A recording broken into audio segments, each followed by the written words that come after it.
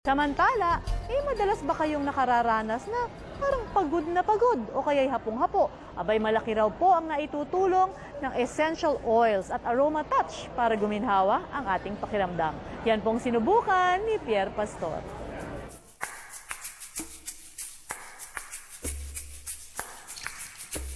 Isang wellness regimen ang tinatawag na aroma touch technique. Ito ay pinag-aralang pamamaraan ng paglalagay ng essential oils sa tinatawag na energy meridians at visceral contact points ng ating katawan.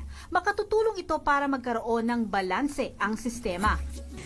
Sa ibang massage clinics, 1 hanggang 2 oils ang ginagamit sa pagmamasahe. Pero dito sa G-Spa, sa kanilang Aroma Touch, 8 massage oils ang ginagamit sa isang masahian. At ang bawat oil na ito ay may ina-address na kondisyon ng katawan.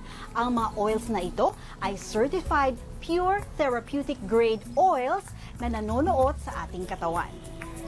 Tig 2 oil para sa stress reduction, para sa resistensya, 2 naman para maalis ang mga pamamaga, 2 rin para sa overall balancing. It's Melaleuca and the On Guard po. So ito po, nagpe-penetrate once na pinata ko po, nagbo-boost siya na malabanan yung stress, yung tensions, the On Guard. Nagbo-boost po siya ng immune system natin. So binalabanan niya yung mga bacteria, yung mga fungal infections. Banayad at halos dampi lamang ang paghahagod ng essential oils. Walang mararamdamang diin. Hindi raw kasi ito hilot o masahe at hindi kailangan madiin sa pamamaraang ito. Samantalang trained at certified din ang aroma touch therapist. Light to medium strokes lang po. Kasi mas nag-focus po tayo sa therapeutic properties ng oils. 2 beses kada linggo ang rekomendado para sa aroma touch.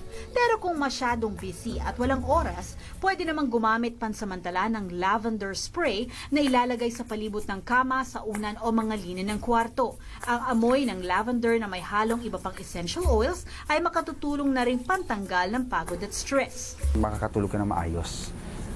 So you don't have to take anything else. Parang siyempre lavender is a natural way para makapag-relax, para pahinga.